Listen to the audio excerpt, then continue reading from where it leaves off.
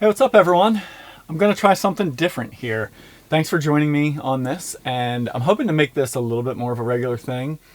I've been doing these story of the shot videos for a while with other photographers coming on and kind of sharing their story about a specific shot, but for many years now, I've had a ton of photos that I've wanted to share and haven't really figured out a way to share them. So I thought maybe doing sort of my own version of a story of the shot, except making it more of a story of like the entire outing, might actually be kind of fun and exciting. I'd love to do it live on YouTube and have people interact and comment and ask questions and stuff, but my internet connection is always so kind of sketchy that that's a bit more of a challenge. So I figured I'd try a few of these pre-recorded, share them. Obviously, ask any questions you want in the comments. I will say for the most part, with these things going forward, I'm not going to share very specific locations, just general stuff. So, I appreciate it ahead of time if you don't ask me where something specific was. I just don't want to bring more attention and popularity to areas that might be not great for certain wildlife. So, with that being said, I thought I'd start out the first one here with my recent visit to Dry Tortugas. This was my second or third visit there, actually, which it's just an amazing place. For anybody not familiar, this is a place that is a small island, roughly 70 miles off the coast of Key West, Florida, out in the Gulf of Mexico. And it's basically like a tropical island. And long story short, blah, blah, blah. There's a bunch of different ways to get there, but the most common way is a catamaran boat out of Key West. And it takes you there, and then you actually get to camp out there if you want. You can do a day trip, but the 3 times I've been out there, I've camped overnight. First time twice, or 2 nights. The second 2 times I was there 3 nights, which is the maximum you can do. And anyway, it's an amazing place. It's like this incredible tropical island. My first 2 visits were always in October. This one was in August. August in Florida, it's going to be hot, right? For sure. But it wasn't that bad. It wasn't too crazy.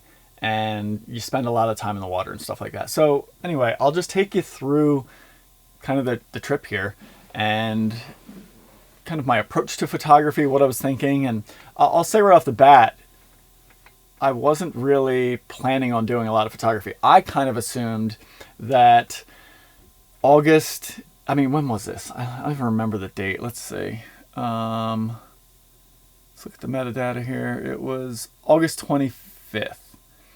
So I thought like end of August, something like that. I didn't really think it was going to be that great with wildlife. I thought all the summer, kind of spring, summer nesting seabirds like these black noddy or brown noddies were going to be gone. But turns out I was wrong, thankfully.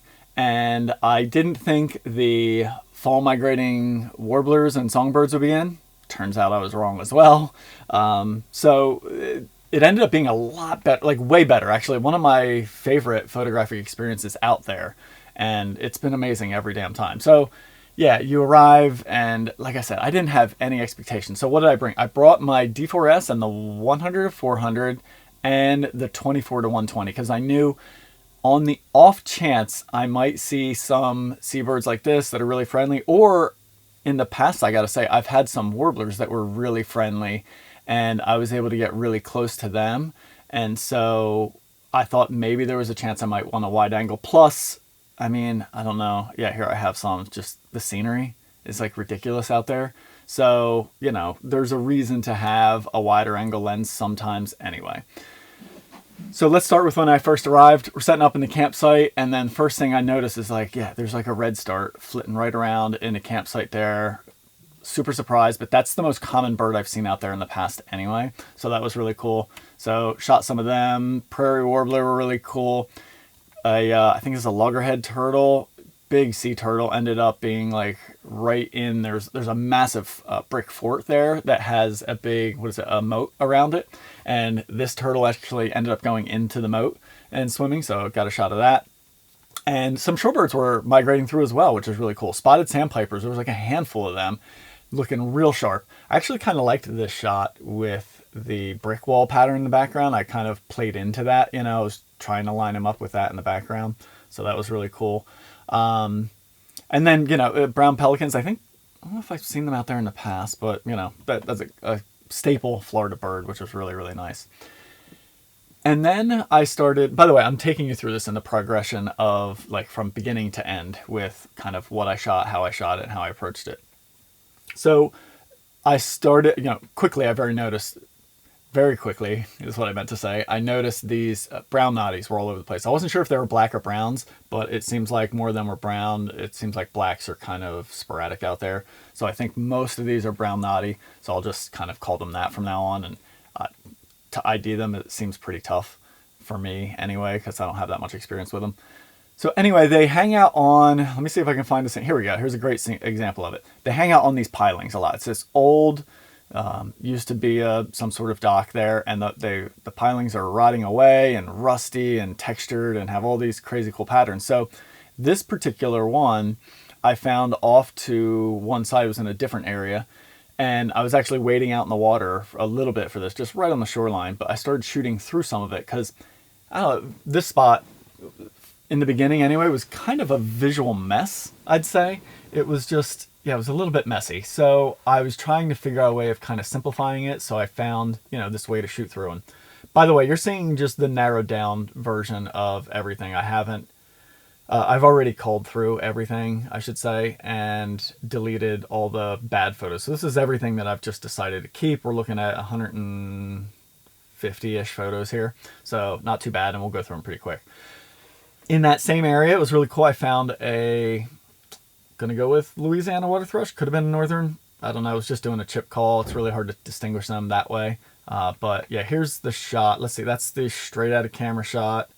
There's the edit in Lightroom, and then there's like my final edit. So it's straight out of camera, final edit. But anyway, this guy was just popping around the shoreline there, which was really cool. So I was able to, he started out far away. It took me a little while to kind of sneak in. I used a lot of this stuff I was shooting through as cover to kind of move in closer. And then like, that's something I do quite often too, I'll say, is I sort of move in very slowly using stuff in the way. Like I plan on shooting through the foreground, so I actually want to have stuff that I'm kind of like finding a little hole and shooting through. But I'll use that cover. So in this case, I moved myself so I couldn't see the bird at all because he was staying in one spot kind of preening. So I moved myself so I couldn't see the bird at all, kind of made my way in, got closer, and then I would like peek out. All right, he's still there. Maybe take some shots if it was good. If not, just move over, hide, move in again. And then I was eventually able to get pretty damn close to him here, which was really cool. So yeah, I was able to just kind of work that and let him do some posing there and classic tail up pose. This I think is this, I don't know if this was one of the, oh gosh, what did I label it? Yeah, sooty tern. I think that was one of the, I only saw a handful of them out there and they were always really far away. So I was definitely on the tail end of the season. Normally during the nesting season, there's thousands of them out there. So it was my first time seeing one. So I just grabbed a documentary shot. Had a northern parula back in the campsite. And then one time I walked out to the beach, which was like right around the corner from the campsite, and then saw some of these juvenile, gonna go with black crown night herons, just based on the size of that chunky bill. So I played around with specifically, they were in this branchy mess of a thing. So they were really friendly, kind of used to people, I guess, or just tolerant of people. So I tried to get really close and just take advantage of the watercolor back there, just trying to get that tropical water, which is something a little bit unique and different for me. There was two of them. I played with the perspective on that. And then back at the campsite, just having some of these spotted sandpipers kind of moving through. So next up was my, I guess, I don't know if this was my first outing. Yeah, it's kind of confusing. I can't remember totally. I guess I just shot some of them, some of these brown noddies kind of close like this. I was going for really close-up portraits, but then I didn't remember getting this wide-angle shot of this one. I guess maybe I did, and then he kind of moved away, because it's just weird that I only have like the one, because the other outings I did with them, I spent a lot of time with them. So I think maybe there weren't as many birds, and in fact, that's what it kind of looks like. There's a few back there, but there's not a lot right nearby here. So I think maybe I only got a couple shots of him, and then he moved away. This looks like sunset based on that angle. So I think I just went out to get some good portraits of him, which, I mean, come on. That's a stunning, stunning bird, isn't it? It's a really, really pretty bird. So yeah, for having gone, I think I had kind of crappy documentary shots of black Noddies before from some visits to Hawaii, and I may have seen them somewhere else, I forget.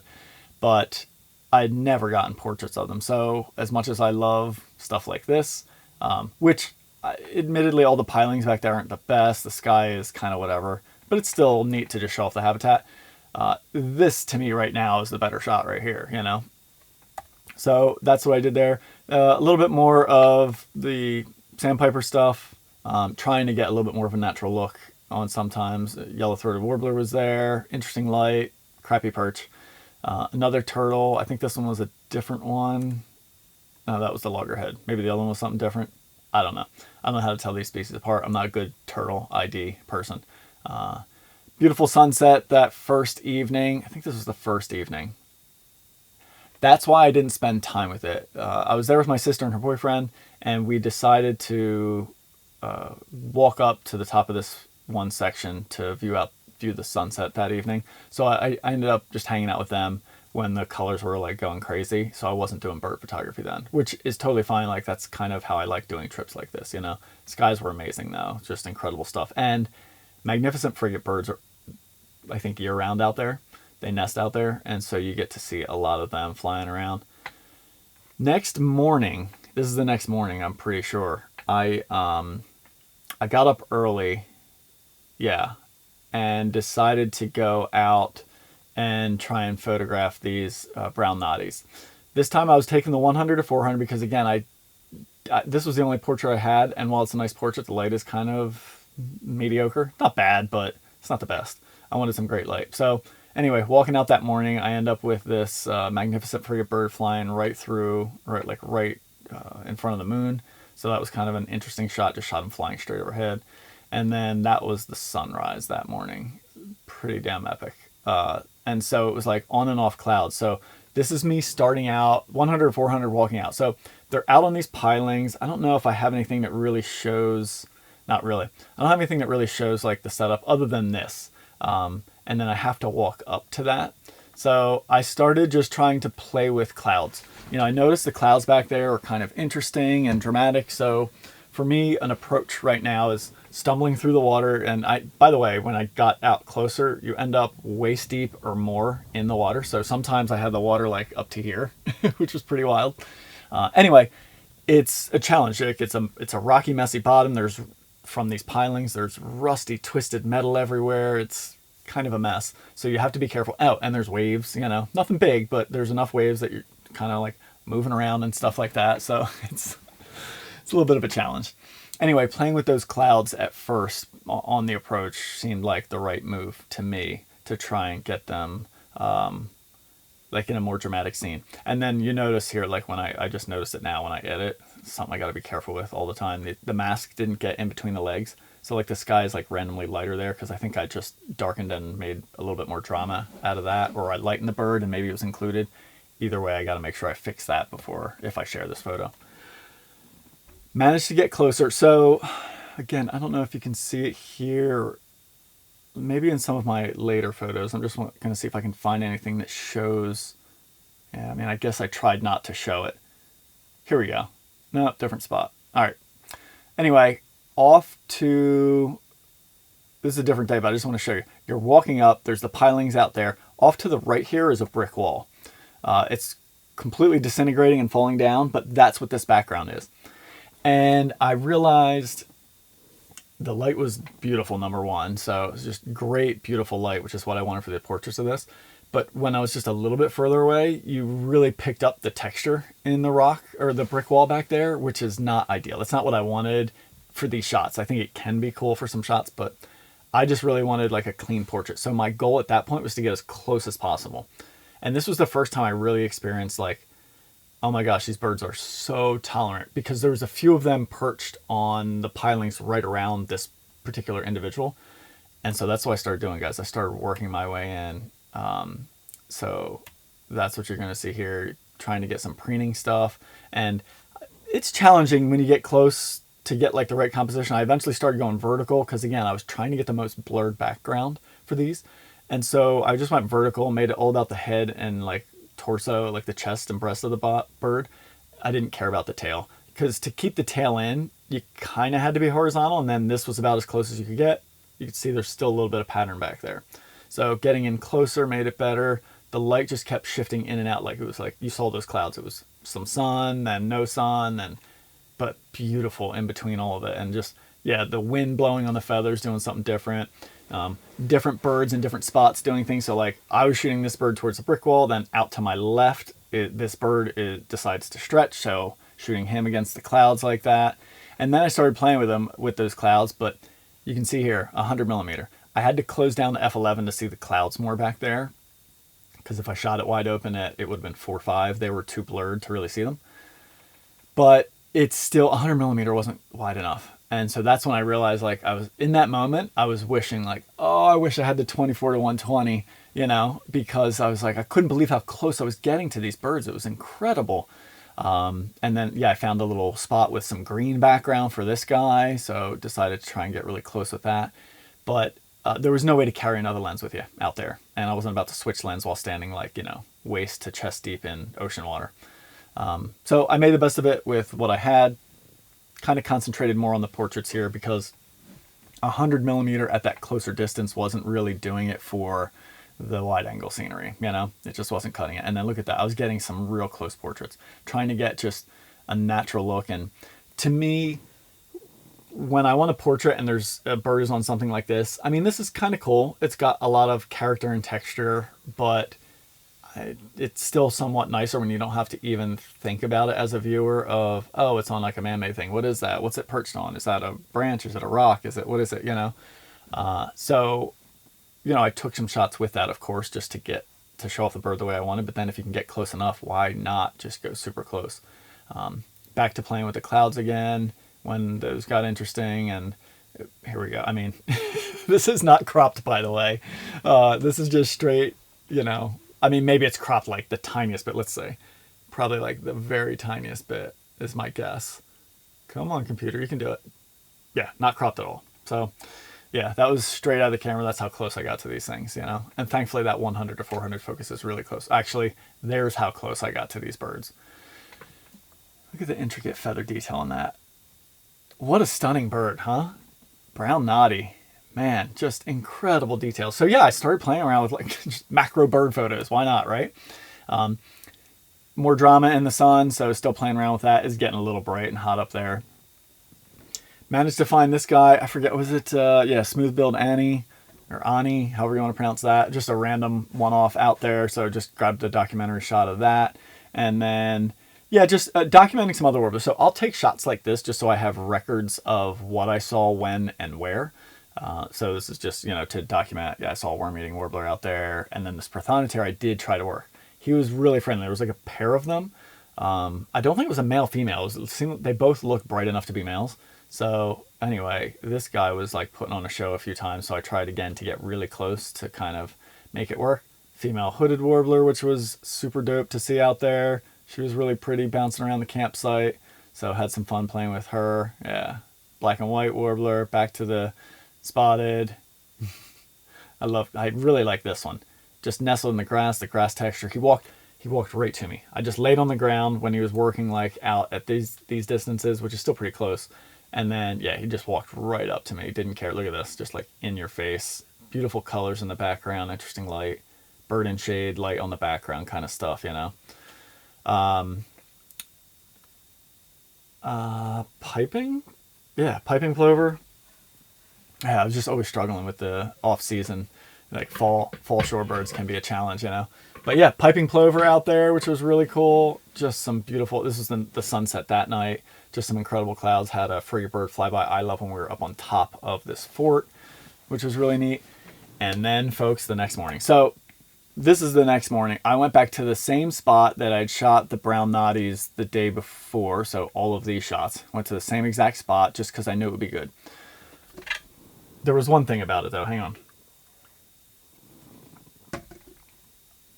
The other reason I wasn't photographing, I didn't specifically choose the wide angle lens the first time, was because there's private boats that you can take out there, or you can hire them. Actually, you can hire some boats to take you out to this island. and they were anchoring in sort of they were anchoring in, let's see, if you're looking towards the east where the sun was coming up, all out in here, there was like 2 or 3 really large boats that first day. And I realized, like, man, even if I had a wide, I'd have to be working around the boats. And of course you can clone them out, but that's just like a pain, or you're trying to compose around them. And I didn't want to do that, you know. This second morning, I was so excited to wake up and realize, like, holy crap, the boats all left that morning. Like, they left really early. I actually watched one pull out, and as soon as it did, I was like, yes, let's get the 24 on. So 24 to 120 on. This is the first, probably not the first shot I took, the first one I kept. Insanely dramatic morning. And here's what I was trying to think on that one, you know. It was, how do I work these clouds into these compositions? So with this wide angle stuff, to me, it's very specific, all about the placement of every element there. So you've got a lot in front of you. You've got a whole scene in front of you. So I approach in the direction that I wanted to start lining some stuff up. I knew initially, before there was any light, it was going to be mostly silhouettes, which meant shooting towards that sky. I wanted to show that beautiful dramatic sky off that you see right here, right? So seeing that beautiful, incredible sky like that, how could you not want to show it off? But in the early morning like that, before there's any light on the birds, there's no way I'm going to get an exposure on them. And honestly, I didn't want one. It was just fine for me to do the silhouette. So it's all about the placement. And you can see how usually with the silhouette, I'm almost always, not 100%, but almost always trying to go for, let's get them in the brightest area, you know? And that's what I did here. So put them in the brightest area of the clouds there and just started working my compositions. Then I managed to get insanely close to this one. And so I had this one off to the right and then the other one off to the left, so I could shoot both actually lit like this, nice soft light, really dropping that shutter speed down to manage the ISO there. And then I didn't mind showing some of the pilings back there, but I did try to play with figuring that out. And then the light got bright enough that I was actually able to start getting some exposure. And again, you'll notice my shutter speed's at 100th of a second here, and it's still only, it's 125 ISO. So that's a really low ISO. I could easily bump that ISO and get a higher shutter speed, but I knew I was shooting into the sun. Originally, this bird's basically black in the original exposure. And so, in fact, I can show you. Let's see. Yeah, see, look at that. That's the original exposure. And so I know the lower my ISO is, the more I can manipulate this photo and the more I can get out of it, the more shadow recovery, highlight recovery, and then I can do an edit like that to really kind of show what it looks like to your eye. Like, because my eye can see the detail in this bird and the beautiful sunrise and everything like that. So that's what I started to do. And then as soon as I knew I was going to be able to get an exposure on the bird, I stopped caring so much about the exact placement. I mean, obviously I don't want the clouds all intersecting, but I didn't need them in like the bright spot anymore, you know? So played around with that, got really, really close. This is 24 millimeter, and like I couldn't fit the bird in the frame, you know, or I could have, but like on the side, you know, cutting his body off. Back to more silhouette, so I was like playing with the clouds. Where do I want them, you know, trying to put them in just the right spot. Just playing with like a curious one there, which was really fun. Back to some more dramatic silhouettes there, showing off multiple birds, and just, yeah. So, you know, sometimes I put them down in here just to kind of have the storm and the clouds offset. But then other times I would move in and put them like right in that storm cloud up there. It was kind of brighter, and, you know, your attention kind of goes up there a little bit more. Just beautiful clouds on the other side of the sunrise now. They were starting to get lit up and dramatic. Really fun pose there with this one. He was preening, and I did just end up placing him right in those blue clouds there. Find a little opening in the clouds to put him in, you know, just all this sort of stuff. And then the sky colors just kept changing. It was unbelievable. And then I got so close to this one, he was on a shorter piling, I realized like I can actually lift my camera up over him, and I started playing with that. So 24 millimeter, hovering the camera like right over top of him. I did notice as soon as I went up and over him, I had to start moving really, really slow. They were very tolerant of me being eye level or even lower perspective in the water. But once you got something overhead, he got a little bit more twitchy in the behavior. So I did just have to kind of like slow down a little bit there. And but then he settled right down after, like, I held the camera up there a bit, and thank gosh for the flip screen. because I had my flip screen facing down, so I could actually see what I was composing overhead. But like look at this. And some people have told me, and I agree, he looks almost like a puppy dog looking up at you. You get like these puppy dog eyes, just kind of like curiously looking up at this, like, what is this person doing? But I like how it showed the water and everything like that. So back to some silhouettes, and then this is the thing I love about this lens. When you're close enough, you can make a telephoto shot out of it. So 120 millimeter, because of the sparkle on the water there. Like you can see right here, I saw that happening. And so this is the shot where I'm low in the water looking up, and then same bird, same perch, goes from 24 millimeter like that to 120 millimeter like that. Vastly different photo without me moving. I mean, maybe I had to move to the right like a little bit to line it up, but me barely moving and the bird just staying in the same spot. That's a versatile lens. I do love that zoom lens. And so yeah, I got like shots like this where I was really incorporating the bokeh in the background there, which I thought was really fun. And then I just started seeing this light. It was glowing, like the sun popped through like these dramatic clouds. Then somewhere in there, the sun just popped through and started getting like direct light on the bird. And against these storm clouds, the bird was getting that rimlet glow. It was like ridiculous. Look at that. Ridiculous. So stunning.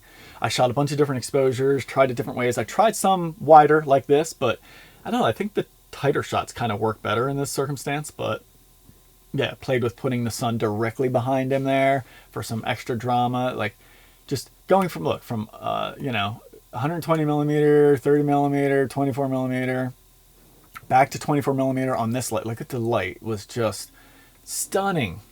So stunning. So I tried to, all the pilings back there, a little distracting. I like the clouds and everything. So simplify the scene. Zoom in tight, go down, shoot down on them against the water, just kind of get a portrait or two up against the clouds in that beautiful light, wider with that beautiful light, and I kept just playing, you know what I mean? This one still is cool to me, and I think, yeah, there's the final edit. I just took the big wooden pilings out because they were just like a little extra, and they, what it is, they match the color of the bird in a way. This is the unedited file, by the way. So there's a little bit of a color match there that kind of pulled my eye, whereas everything else darker didn't. So yeah, that's my final edit. Love the clouds. It still shows off like the scene there. But my gosh, guys, there was sometimes I was so stinking close that I didn't realize it because I was like using the LCD, the flip screen, a lot to shoot here because I didn't want to get myself as close to them. I thought if I just held the camera out closer like that, it would be better. And I think it was. But because of that, it's really hard to see what's in focus or not. I was pushing the camera in so far, it was inside minimum focus on 24 millimeter. That's how tolerant these birds were. Getting some crazy close portraits at 120 millimeter, like headshots. Yeah, it was amazing. Back to the dramatic light on this guy, playing with some silhouetted bokeh there, like just trying to do as much diversity and variety as I could. After I kind of, like the light started getting a little stronger over there, you can see it lost that sort of golden color. Like this is still good light, but I just want you to see the difference here. Like check that out. Look at the color and sort of softness of this. This is still giving me shadow detail on this side a lot more. This has still got some golden color, but it's getting stronger. I'm starting to lose the detail on this side. Everything's just getting a little bit more contrasty. So since I know I already had these shots and these shots, I left that spot, walked to another area of pilings I wanted to explore. There were some birds flying around over there, so I shot them. Frigatebirds, some of the Noddies were flying into the trees over there, so I was shooting that. Found this spot. Light's horrible, but it was just kind of fun to shoot them in a different spot wide. And then I made a plan for coming back there. Frigatebird with a rainbow, which was cool. Super stormy clouds that night. Another incredible sunset. Tons of lightning in here. I didn't get any shots of it, but it was really cool. Did some astrophotography out there. The Milky Way is ridiculous out there. One of the clearest places I've ever seen in my life because there's zero light pollution. All right, so last morning out there. Yeah, here's the last outing. This spot had another set of all these pilings, and in fact I think this might be, it was right here or just to the left of it, there was something like this, just the rusty fallen apart metal. And I realized, like, I have all these portraits of these birds, they're so friendly, but I don't have them on anything natural at all. It's all the man-made stuff. So I walked up in here, found some dead driftwood like snags. I stuck it into this metal so it was sticking up, thinking if I give them a day and come back the next morning, they're going to be on it. Ta-da! So there you go, you can see. Look, I just shoved this driftwood piece right in there, right? So yes, I know this shot is showing the pilings because I wanted to show this insane sky back there, but I was able to move in on this guy and do some stuff like this. So now I have portraits of them, wide, beautiful sky with the natural perch. It's, yeah, there's nothing man-made in the background, so it just kind of gives you that more natural vibe. Not that I hate these, you know, in fact, I love some of these with the man-made things in them, but that was my thinking. The other thing I noticed is they were landing in this tree here, so I was able to get some shots of them doing that as well, which was pretty cool. This image I haven't finished yet. I definitely need some noise reduction. I don't know if you can see the grain in there, but anyway, another beautiful morning with the colors. The problem was all of the colors were right directly towards those pilings for the birds I had access to. It's too deep for me to stand out there on those pilings or around those pilings in the water, so I couldn't go out that far. I had to stay in the shallows here. So in order to get that sky back there, I kind of had to shoot in that direction, which is why you see shots like this. So anyway, yeah, I kind of worked that scene, worked the beautiful colors there, played with them in the tree there, just trying to get some more natural stuff, which is cool. I got some nice portraits, soft light there, which worked out quite nicely. Oh, and this time I did bring, yeah, some of these are 24 to 120 and the 100 400. I just would lay one up on the shoreline safely out of the water and then walk up to shore and switch when I decided I wanted to. So played a little bit with the 100 400, getting some portraits of them. Here's one. I think, yeah, he's still on like some rusty metal, but this was really cool, flying in, interaction in the sky. I did get one with the 400 or 290 millimeter, but shooting that 100 to 400 on some natural stuff. And then there was a red-footed booby and brown booby out there, which was really cool. I don't have any really great portraits of any of them. The sky and the colors were beautiful, but this is as close as I could get before I would sink into the water. So that's what I got with that. So that was the outing, guys. So far, my favorites are these images right here. These are the ones I had picked out at this point to process and edit. These are like my final edits on them. Yeah, let's show you them without me in the way there. And yeah, I'm definitely going to be planning to share more from this outing, but oh, what a fun experience. Like when you find birds that cooperative, that friendly, in such a beautiful habitat, and then got super lucky with the lighting. Like it could have easily just been clear skies or completely overcast skies, but the sunrises and sunsets that time of the year in Florida, around the tropical areas like that, constant buildup of storms all night long, just dramatic clouds, interesting dramatic light in the morning and evening, just an absolute blast. And then mix in, you know, shorebirds, warblers, stuff like that. Incredible diversity. Seabirds, shorebirds, warblers, all in this beautiful setting. It's a beautiful area to be. So if you ever get a chance, I highly, highly recommend it. That's it, guys. That was an outing with me. So, well, a whole trip, I should say, not just one outing. So yeah, let's see. How long did I ramble on there? About a half hour. I hope you guys enjoyed it. Yeah, I hope you learned something. Hope you get inspired by some of these photos. If you have any questions about anything, don't hesitate to ask me in the comments. And let me know if you want to see more of these. I would love to share more photos, and some of them will be shorter when they're just like single outings and stuff like that. But I can also do some of the bigger trips as well. And yeah, it's kind of fun. I enjoyed it. I had fun kind of sharing everything with you guys. So thanks so much, and see you on the next one.